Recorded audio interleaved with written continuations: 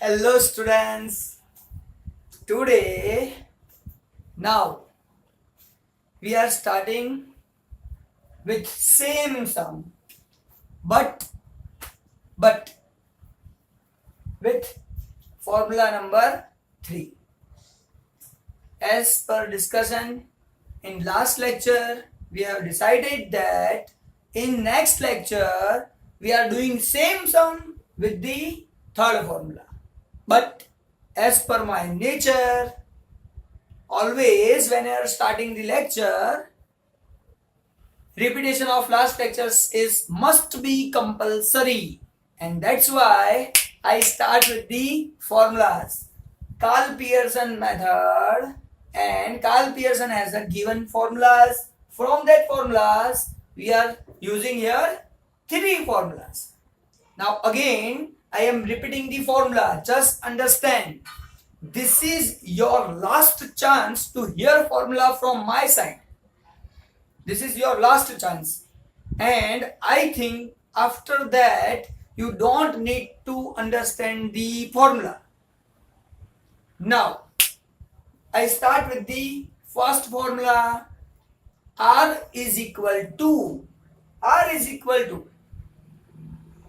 sigma x minus x bar y minus y bar divide by under root sigma x minus x bar square second under root sigma y minus y bar square. Again I repeat because it's the last chance. Again I repeat. Sigma x minus x bar y minus y bar upon under root sigma x minus x bar square second under root sigma y minus y bar square.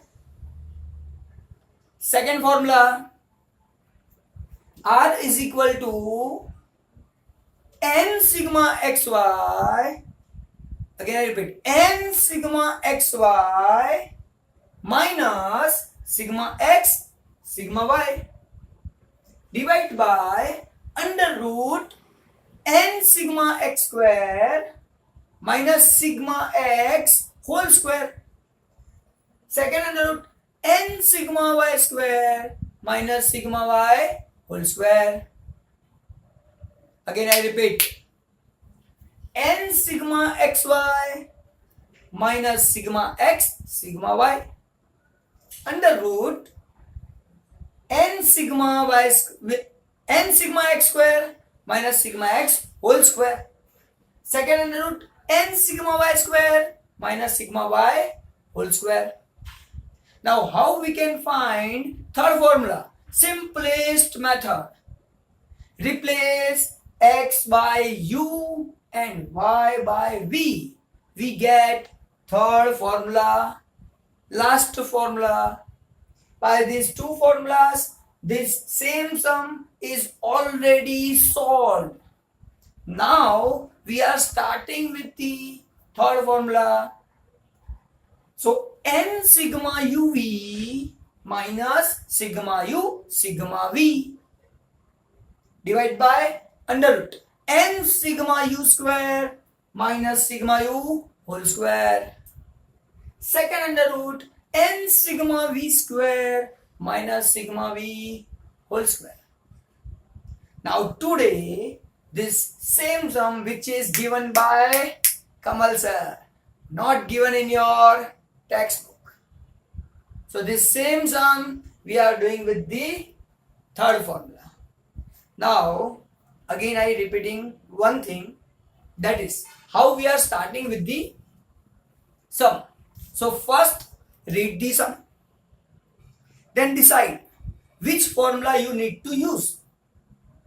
Here I decide I use third formula. So first of all write the formula. So this formula I am writing here. So first step, write the formula. Now think please. What is the requirement? Which columns are required? So first we need n. Now you know n means what? Number of observation, that is 5. All of you know. All of you know. Clear? Sigma UV. So first of all, don't see sigma. We need U into V. Now for U into V, like X into Y. So here in this question, XY is given. So UV is not given in question. In question XY is given. UV is not given. So first of all, to multiply U and V, we should have U and V. So first step is to find U into V. U and V. Then after we find UV, sigma U. Next thing we need sigma U, sigma V. For that we have to U. So today, what is our first step? How to find U? What is the value of U? How we can find the value of U? So now see here. First of all, remember in first sum, what we have done? We have find x minus x bar. We have find x minus x bar. From all the values of x, I deducted x bar. This x bar. X bar is 5. In first question, first sum. In first sum, I have deducted 5. From all the values of x, 5 is deducted. But whenever, at that time we are finding x minus mean. We can say x minus mean. X bar is a mean. But whenever we are finding u and v, then by using x, we can find value of u. How we can find u? So u is equal to x minus a, not x minus x bar. X bar means mean value, but here a means assume value. You are deducting assume value from all the values of x, then we will get u. So whenever we are deducting assume value from x, then we get u. And that's why in the formula also I told you what? Replace x by u. Why? Because by using x, we can find u. Here by deducting any value, any assumed value from x, we can find u. Same way, instead of y, write v. So here, by using y, we can find v. So that is our important thing. By using values of x, from all the values of x, we are deducting any assumed value. You can assume any value. No problem about it. We can deduct any value. If you want to deduct 1, then 1. 3, then 3. 5, then 5. 7, then 7. 9, then 9. If even you want to deduct 2, here 2 is not given. Even you can deduct 2 because it's assumed. You can assume anything. Whatever you are deducting, answer will be same. Answer will not change anyway. And that is the important thing you need to understand here. So, here in this, actually what Kamalsir has done, now see here. From all the values of x, I assuming 3 as a. I assuming a is equal to 3. And from all the values of x, I deducting 3. So 1 minus 3, 3 minus 3, 5 minus 3, 7 minus 3, 9 minus 3.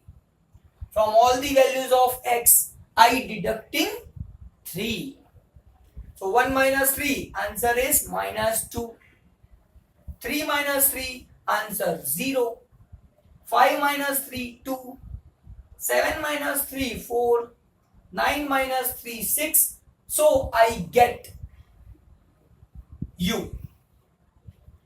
If I deduct assumed value from all the values of x, then whatever value is, listen, it's a U. Same way, same situation for y also.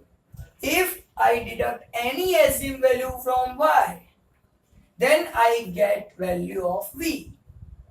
Now I make original sum because minus 3 is actually not given. So 3, a is equal to 3.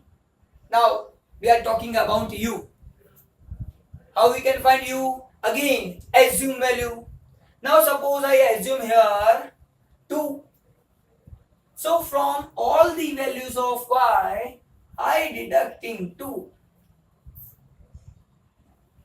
From all the values of y, I deducting 2 and getting value of v. So 2 minus 2 answer is 0. 4 minus 2 answer is 2. 6 minus 2 answer is 4. 8 minus 2 answer is 6.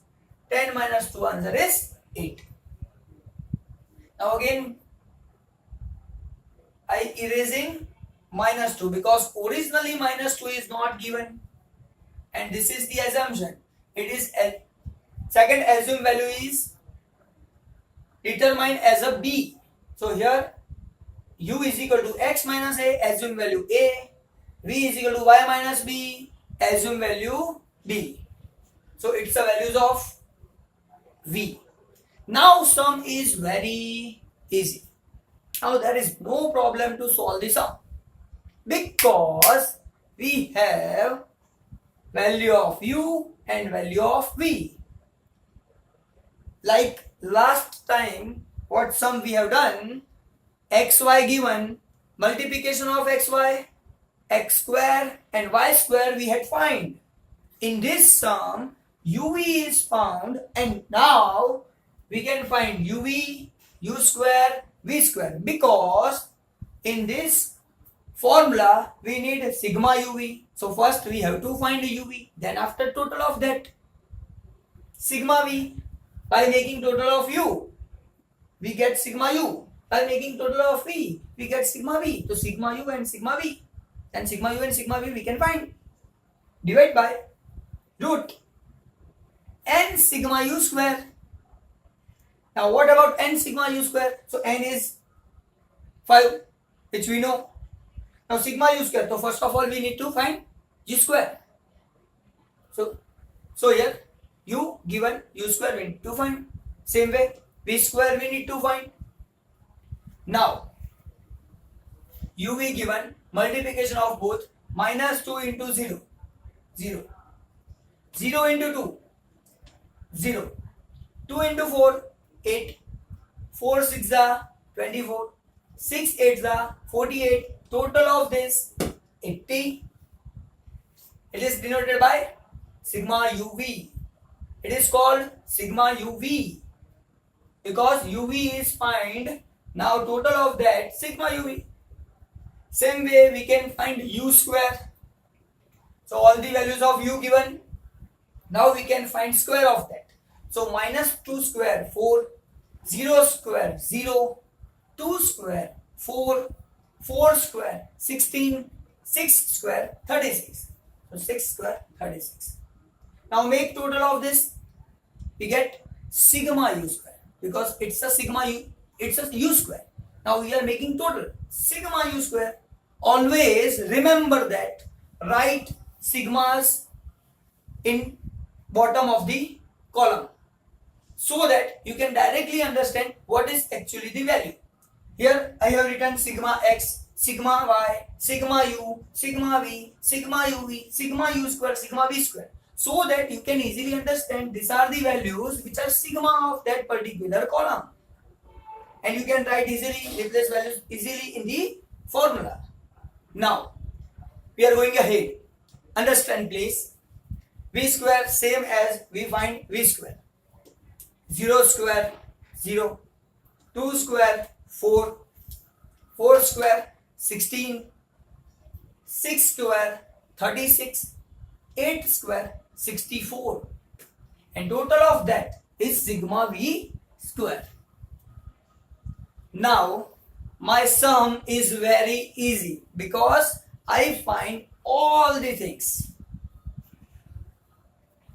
Now in the formula we are replacing all the values. And 5 sigma uv, sir, here sigma uv is 80, total of uv is 80, so here 80 minus as it is. Sigma u, sir, here sigma u 10, so 10. Sigma v 20, then 20, divide by first under root n 5 sigma u square, sir, sigma u is equal to 60, sigma u square is equal to 60, so 60 here minus sigma u whole square, so sigma u 10 and 10 whole square. Same way, second root n is equal to 5, sigma v square is equal to 120 minus as it is sigma v whole square, then sigma v is given 20 whole square. Now up to this level everybody can solve easily the sum, but some students are there which cannot understand how to solve ahead, and that students are only 5%, I know, but for that 5% also I have to work for them, and that's why today is the last day I explaining how to solve sum after this level, after this step, how to solving the sum. That is, today is the last day, because from the next lecture I will not explaining anything after this step. I will tell you at that time up to this level it is solved. Now next steps are done by you yourself, because this is the last lecture in which I explaining how to solving this sum ahead, and for that 5% students only, because 95% student I know very well, all can solve easily after that steps, but for that 5% student I try to explaining them. Now understand please easily. Here 5 into 80, first step is 5 into 80, so answer is 400 minus as it is 10 into 20, answer is 200, divide by first root. Now in first root, first calculate 5 into 60, so 5 into 60 is equal to 300, 10 square 10 into 10 100 minus sign as it is, no change is there. Second under root n 5 into 120 600 minus as it is 20 square is equal to 400, 20 into 20 square 400 is equal to 400 minus 200, answer is 200, divide by 300 minus 100 root 200, 600 minus 400 200. Now multiplication of root 200 and root 200 which we have done in last lecture also, answer is 200. 200 divided by 200, answer is 1. Now answer is same in all the three situations, that is proved here. You can use any formula in any sum in your given textbook, which will be asked in your examination in 5 marks.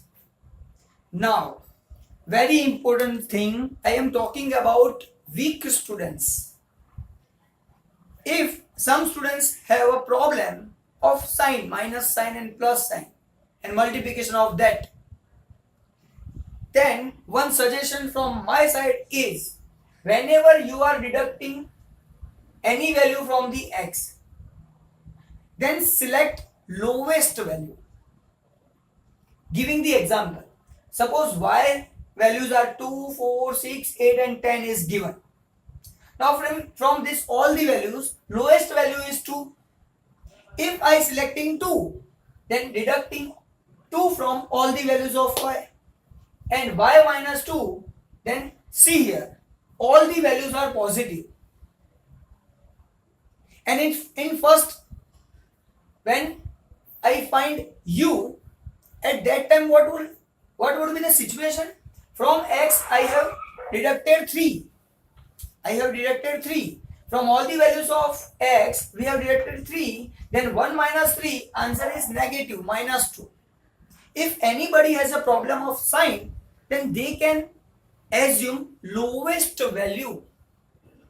And by selecting lowest value, they will get only positive values in u and v.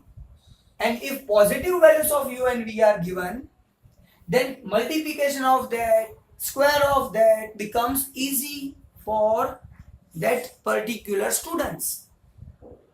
Now, last thing what I need to discuss, same sum is next time done with different method, that is called scatter diagram method.